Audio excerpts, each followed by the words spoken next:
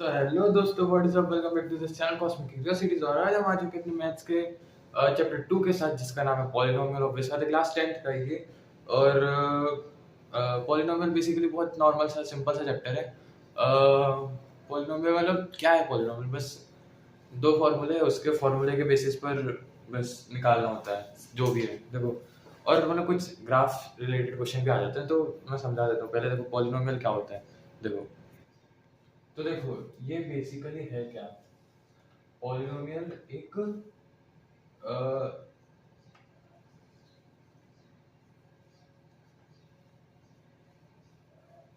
ये एक algebraic expression है। अब एल्जेब्रिक एक्सप्रेशन क्या होता है? देखो, एल्जेब्रिक एक्सप्रेशन बेसिकली कुछ नहीं होता है। मान लो मैंने लिख दिया x+1, तो एल्जेब्रिक एक्सप्रेशन है, ठीक है। मान लो मैंने लिख दिया x² + x+1, या मैंने लिख दिया x² + 1, या मैंने लिख दिया x³ + 3, कुछ भी लिख दिया मैं, मान लो। तो ये एक एल्जेब्रिक एक्सप्रेशन है। एल्जेब्रिक एक्सप्रेशन मतलब कि जिसमें वेरिएबल भी हो और नंबर भी हो, ठीक है। अब पॉलिनोमियल क्या होता है? एक एल्जेब्रिक एक्सप्रेशन होता है जिसकी नहीं होता, जिसमें वेरिएबल की पावर होल नंबर में हो। अब देखो, पॉलिनोमियल एक ऐसा एल्जेब्रिक एक्सप्रेशन है जिसमें वेरिएबल की पावर होल नंबर में। होल नंबर मतलब कि जीरो से लेकर इंफिनिटी तक। जैसे मान लो इसकी पावर 1 है, और मान लो मैंने 1 लिख दिया, तो यहाँ पर x तो है ही नहीं, पर x की पावर 0 भी तो 1 ही होता है ना। ये अ, उसमें पढ़ा हुआ एक्सपोनेंशियल में, तो x की पावर 0 भी 1 ही होता है। तो ये बेसिकली होल नंबर ही हुआ। ये भी होल नंबर है, ये भी होल नंबर है। यहाँ पर x की पावर 2 है और 1 है, तो ये भी पॉलिनोमियल ही हुआ ना, क्योंकि 2 भी तो होल नंबर ही है और 1 भी होल नंबर है। ये भी होल नंबर है। तो ये सब बेसिकली पॉलिनोमियल के एग्जांपल हो गए, ठीक है। अब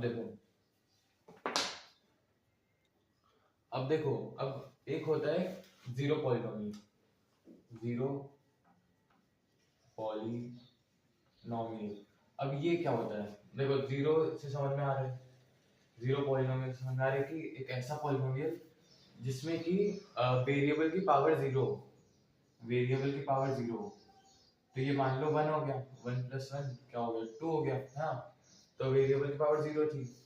अब देखो, अब ना इसमें अपन जीरो को इंक्लूड नहीं कर सकते, क्योंकि देखो,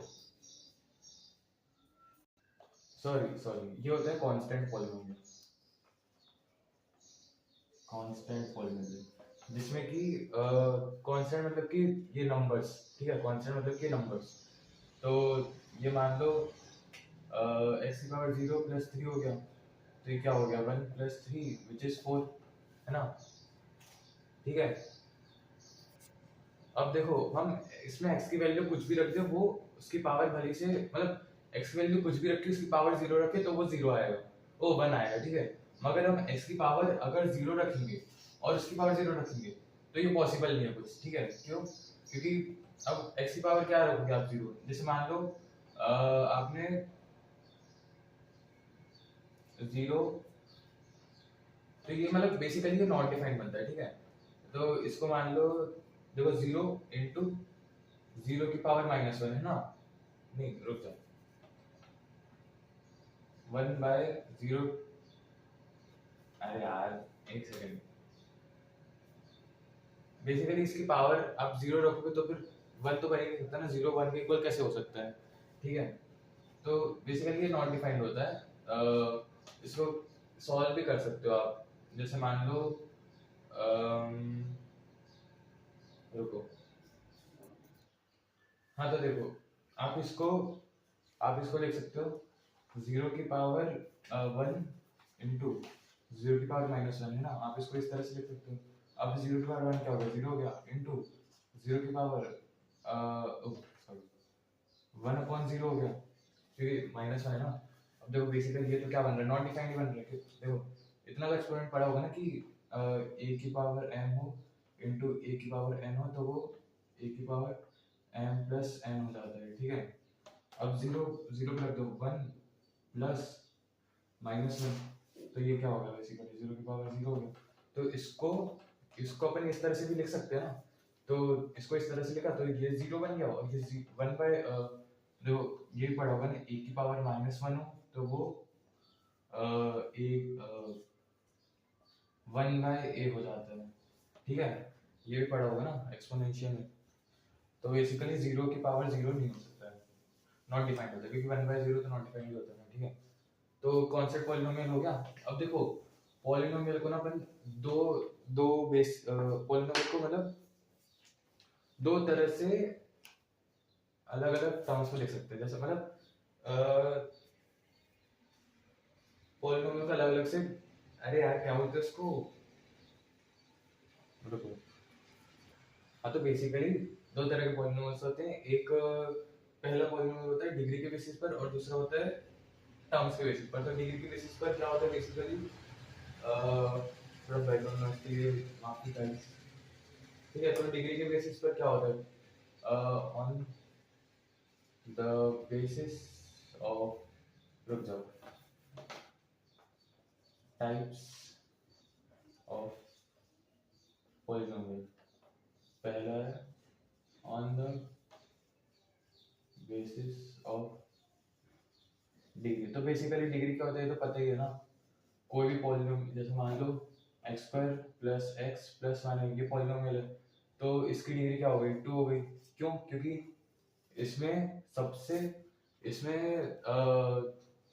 ऐसा कौन सा वेरिएबल है जिसकी पावर सबसे बड़ी है, तो बेसिकली एक्स स्क्वायर है। तो एक्स स्क्वायर की जो पावर है इस पूरे में जो सबसे बड़ी पावर है ना वो डिग्री होता है, ठीक है। तो ये डिग्री हो गया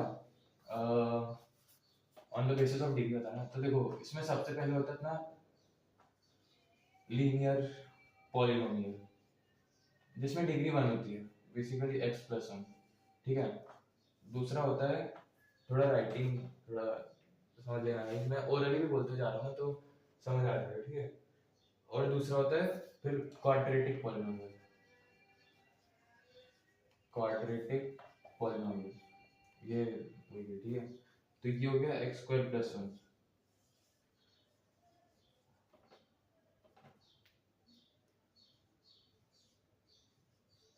ठीक है। ये इसकी डिग्री हो गई और ये इसकी डिग्री हो गई। थर्ड हो गया क्यूबिक पॉलिनोमियल, ये क्या हो गया एक्स क्यूब प्लस वन, ठीक है, ये इसकी डिग्री। चौथा वैसे जरूरत नहीं जानने की, पर बाई क्वाड्रेटिक होता है।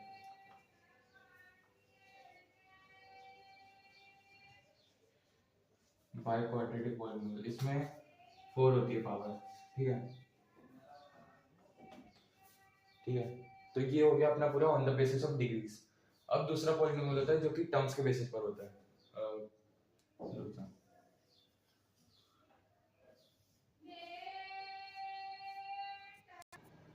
हाँ तो देखो अपना पहला हो गया on the basis of degree, ठीक है, ये पूरा डिग्री है, डिग्री के बेसिस पर था। अब अपन बढ़ते हैं दूसरे पॉलिनोमियल,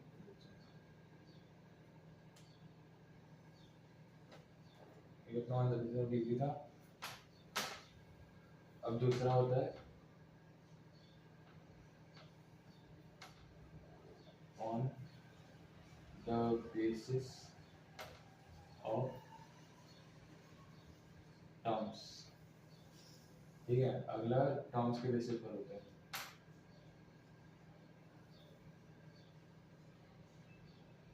अबे यार राइटिंग यार, गाइस आप तो समझ पाओगे, ठीक है, राइटिंग करिए। तो देखो पहला पॉलिनोमियल है अपना डिग्री बेसिस पर, दूसरा पॉलिनोमियल है अपना अपना टर्म्स के बेसिस पर। अपन अभी टर्म्स के बेसिस पर समझ रहे हैं, ठीक है। अब टर्म्स के बेसिस पर तीन तरह के भी समझ लेते हैं, क्योंकि उससे ज्यादा समझने की जरूरत नहीं, उससे ज्यादा फिर पॉलिनोमियल बन जाते हैं, ठीक है। तीन तरह के होते हैं। पहला होता है अपना मोनोमियल, ठीक है। मोनोमियल होता है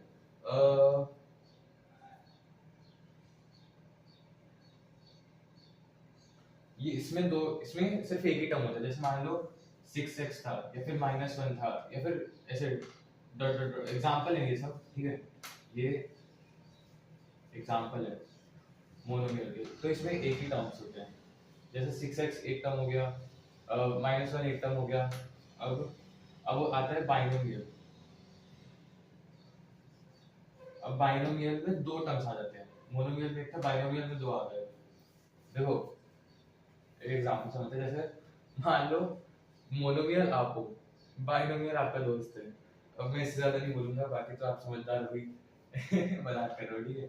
तो बाइनोमियल ये हो गया 6x माइनस वन। क्यों? क्योंकि इसमें दो टर्म्स आ गए, एक 6x आ गया और एक -1 आ गया, तो इसमें दो टर्म्स एक साथ आ गए। एक और एग्जांपल ले लो, 3x + 2, ठीक है। अब एक और होता है ट्राइनोमियल। अब ये तो कॉमन सेंस है ना कि मोनोमियल में दो टर्म्स है, बाइनोमियल में मोनोमियल में एक टर्म है, बाइनोमियल आपका दोस्त है, तो ट्राइनोमियल क्या हुआ? ट्राइनोमियल कोई नहीं हुआ, ठीक है। तो ट्राइनोमियल में तीन टर्म्स आ जाते हैं। जैसे मान लो 6x² + 3x - 1, ठीक है, ये ट्राइनोमियल है, ठीक है। या मान लो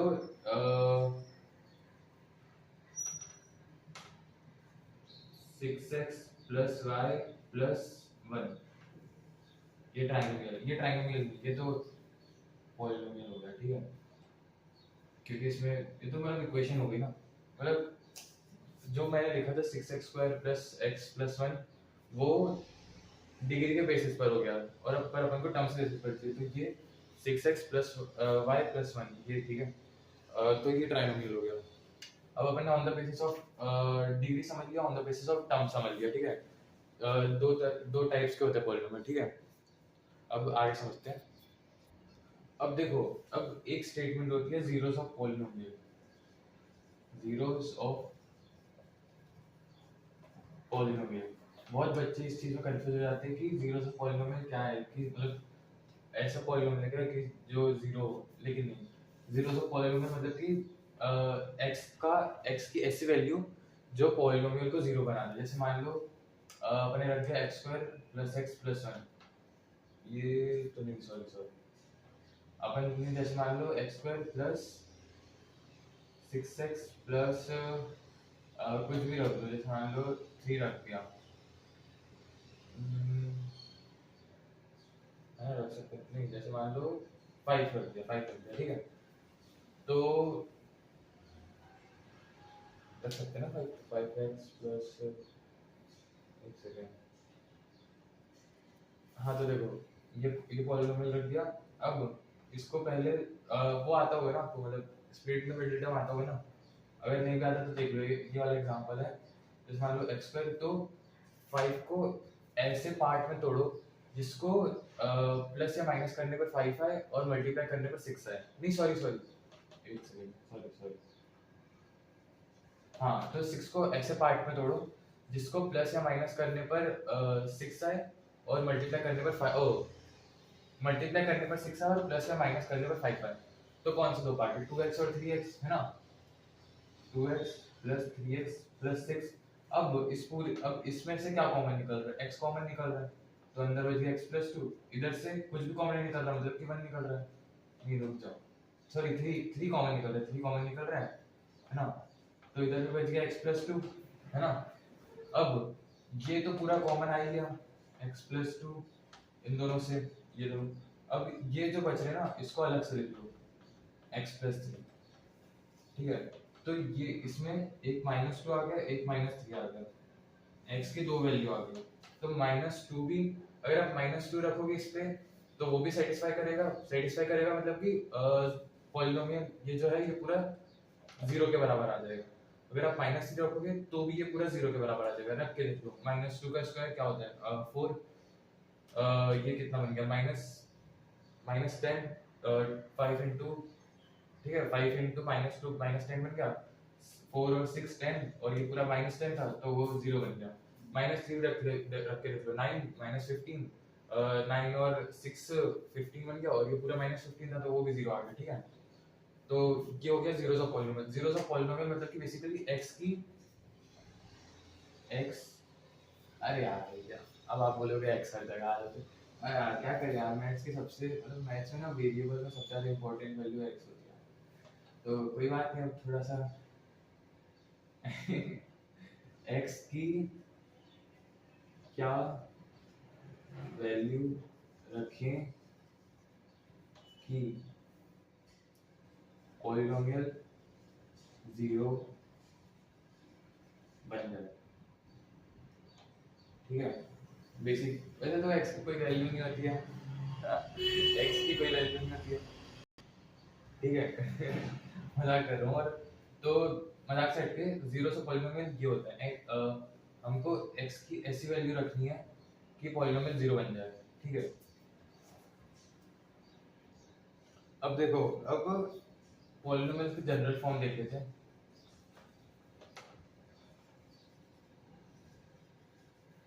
जनरल फॉर्म ऑफ पॉलिनोमियल, ठीक है। तो बेसिकली मोस्टली तो क्वाड्रेटिक ही आते हैं, तो क्वाड्रेटिक का देख लेते हैं। ax square plus bx plus 1 ओ 1 नहीं sorry plus c is equals to 0। ये और ये a क्या है, x का कोएफिशिएंट,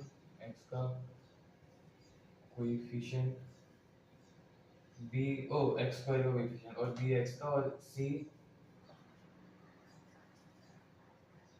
कांस्टेंट, ये कुछ भी नंबर हो सकता है। ठीक है, c कांस्टेंट है। ठीक है, ये था अपना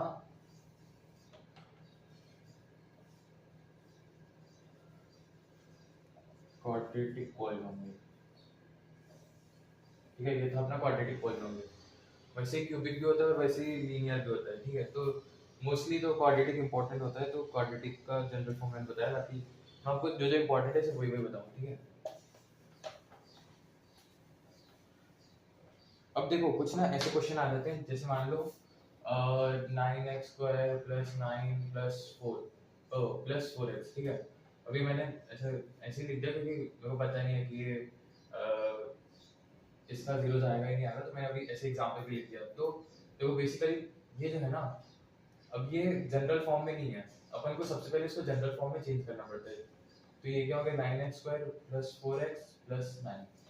ठीक है, अब ये जनरल फॉर्म में चेंज है, ये जनरल फॉर्म नहीं था, ये जनरल फॉर्म में चेंज है। जो सबसे बड़ी डिग्री होती है ना, मतलब x की जो x देखो सबसे बड़ी डिग्री वाला वेरिएबल सबसे पहले आता है, फिर छोटी डिग्री वाला आता है, फिर वैसे असेंडिंग ऑर्डर में चलता है। जैसे मान लो मैंने लिख दिया 9x plus 9 plus 4x square plus 3x cube. तो सबसे पहले आएगा इधर 3x cube plus 4x square, फिर 9x और प्लस 9। ठीक है, तो ये इसका जनरल फॉर्म हो गया। ठीक है,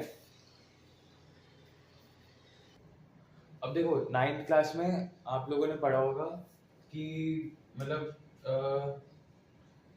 जैसे मान लो y equal to 2x plus 3, तो ये कुछ भी नंबर मान लो, तो ये ज्योमेट्री वो क्या बोलते हैं यार इसको, नंबर लाइन, मतलब नंबर लाइन तो नहीं बोलेंगे, मतलब अरे यार समझ जाओ ना कि ग्राफ। ठीक है, तो ये मतलब मैं पूरा सीधा नहीं बना रहा हूँ, तो समझ जाना। ठीक है, 1 2 3 4, और ये भी मैं तुक्के बना रहा हूँ। मेरे को नहीं पता अभी। ठीक है, मतलब अभी इसकी वैल्यू नहीं निकाली ना मैंने,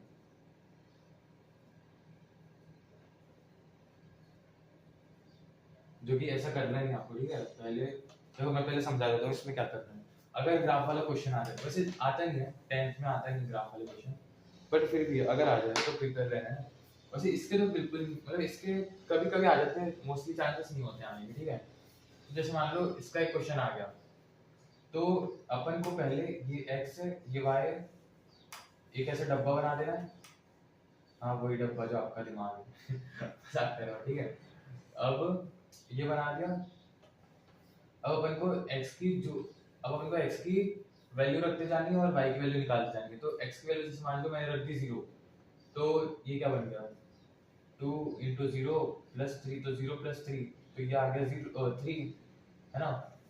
तो y की वैल्यू आ गई 3। अब मान लो मैंने 2 की वैल्यू रख दी -1, तो ये क्या आ गया, 2 इंटू -1 प्लस 3 -2 प्लस 3, तो ये क्या आ गया, 2 आ गया, है ना। ठीक है। अब मान लो मैंने रख दी 2 की वैल्यू 1, तो ये 5 आ गया।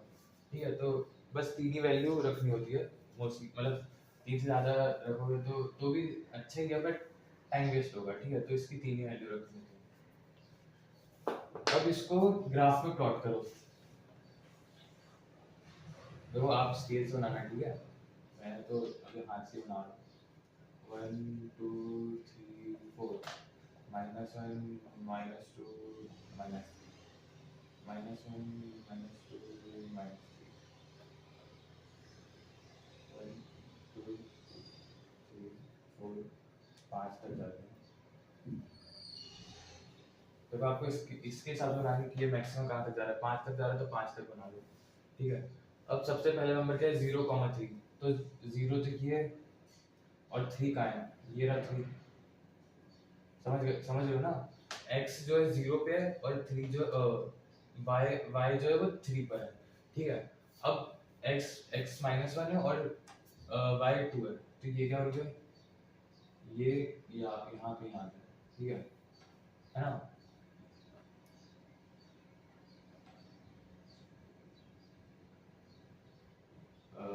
क्या था यहाँ, 2 था ना, तो ये इधर ही पे यहाँ पे। ठीक है, -1,2। ठीक है, अब 1,5, ये 1 है और यहाँ 5 जा रहा है। ठीक है, अब लाइन कैसे बन रही है, कहाँ गया एक, हाँ देखो, ऐसी हमेशा देखो लीनियर में ना, आप कुछ भी वैल्यू रख दो, कुछ भी, मतलब एक ये दिया, आप कुछ भी वैल्यू रख दो, लाइन हमेशा सीधी बनेगी, हमेशा सीधी। ठीक है, अब देखो ये तो मैंने इतने अच्छे से भी बनाया नहीं है, वरना ये भी सीधी बनती। मैंने अभी ऐसी थोड़ा ऊपर ऊपर से बना दिया, आप बट आप स्केल से बनाओगे तो ये सीधी बनेगी। ठीक है, तो ये बेसिकली ऐसे कुछ जाएगी। अबे यार, हाँ ठीक है,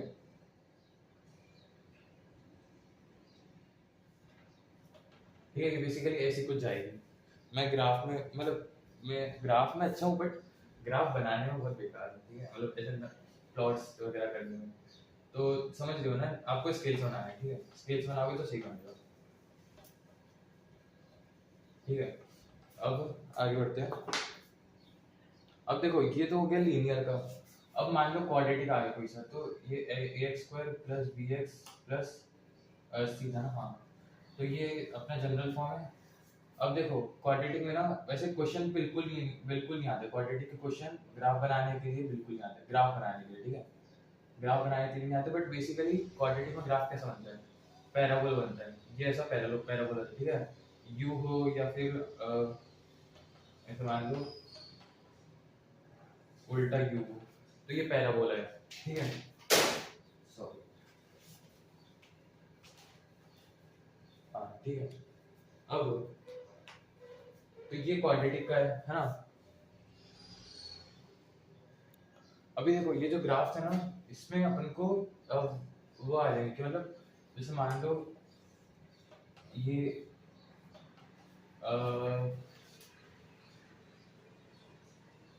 जैसे मान लो ये ग्राफ था, तो ये और ये हो गया x, ये x है, ये y और ये y है।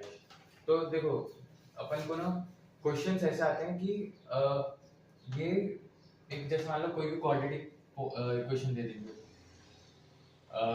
ये दे दी, तो मतलब क्या बोलते हैं, अपन को उसका ग्राफ बनाना है, और फिर वो एक्स को कितने पॉइंट्स पर कट कर रहा है, वो उसका वो होगा, क्या बोलते हैं उसको, कितने, मतलब देखो ये क्वाड्रेटिक इक्वेशन है, इसका ग्राफ दिया, और वो एक्स को जैसे मान लो ये 2 पॉइंट्स पे कट कर रहा है, जैसे मान लो ये 3 था और ये 2 था, ओ -3 था और ये 2 था। ठीक है, तो ये 2 पॉइंट्स पे कट कर रहा है। ठीक है, -3 और 2 इन दोनों पॉइंट्स पे कट कर रहा है एक्स एक्सिस के, मतलब कि ये दोनों पॉइंट्स ये क्वाड्रेटिक इक्वेशन को सेटिस्फाई करेंगे। समझ गए, तो ये बेसिकली ऐसे क्वेश्चन नहीं आते, बट ऐसे ऑप्शन में आ जाते हैं, मतलब एमसीक्यू में आ जाते हैं कि जैसे मान लो ये ग्राफ दे दिया, उस पे एक्स एक्सिस कितने पॉइंट्स पे कट कर रहा है, कितने पॉइंट्स पे कट कर रहा है, जैसे मान लो ये क्वेश्चन आ गया,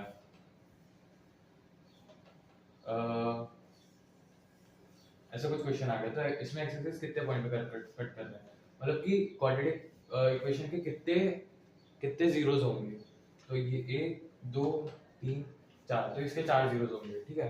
ये तो बहुत सिंपल सा है ना। अब मान लो अगर छू के जा रहे हैं ना, जैसे छू के जा रहा है, अब जैसे मान लो ये गया, ये जस्ट एकदम छू के गया, तो ये भी एक्स एक्सिस पे कट कर रहा है, तो ये भी उसका सॉल्यूशन होगा, मतलब ये भी एक्स की वैल्यू होगी, ठीक है। अब जैसे मान लो छुआ ही नहीं, ठीक है, अब जैसे मान लो छुआ ही नहीं, ये ऐसा बन रहा है, कुछ भी बन रहा है, तो छुआ ही नहीं इसने, ठीक है, तो इसका एक भी, मतलब एक्स एक्सिस पे कटिंग करा तो इसका एक भी सॉल्यूशन नहीं मिलेगा, ठीक है, मतलब कि एक भी वैल्यू नहीं आएगी इसकी, ठीक है। अब देखो आज अपन ने थोड़ा बहुत बेसिक वगैरह समझ लिया कि एक्स एक्सिस पे क्या क्या कट करेगा, मतलब देखो एक्स एक्सिस पे बेसिकली एक्स एक्सिस पे मतलब अगर कुछ, जैसे मान लो ये था ग्राफ, अब उसको ये एक्स एक्सिस पे कितने टाइम्स में कट कर रहा है, बस इतना, इस तरह के क्वेश्चन आते हैं कि एक्स एक्सिस पे ये जो लाइन है वो कितने टाइम कट कर रही है। बेसिकली देखो मैं समझाता हूँ, अच्छे से समझाता हूँ, रीस्टार्ट। तो ये है ग्राफ, ये है नंबर लाइन, ओ नंबर लाइन सॉरी ये लाइन है, और ये जो लाइन जा रही है वो इस ग्राफ पे एक आपको क्वाड्रेटिक इक्वेशन दे देंगे और वो पूछेंगे कि उसके कितने सॉल्यूशंस होंगे, तो आपको ये देखने की वो एक्स एक्सिस को कितने टाइम्स कट कर रहा है, ठीक है, वो कितने टाइम्स कट कर रहा है उतने उसके सॉल्यूशन होंगे, जैसे 1 2 3 4, इसके 4 सॉल्यूशन होंगे, ठीक है। तो यही सिंपल सा है, ठीक है। बाकी फिर आगे और फॉर्मूले वगैरह हैं, नॉर्मल से alpha beta is equals to minus, यही सब है, ठीक है। तो वो हम अगली क्लास में समझेंगे, तब तक के लिए मिलते हैं जल्दी अगली वीडियो में। Thanks for watching, take care, तब तक के लिए बाय बाय।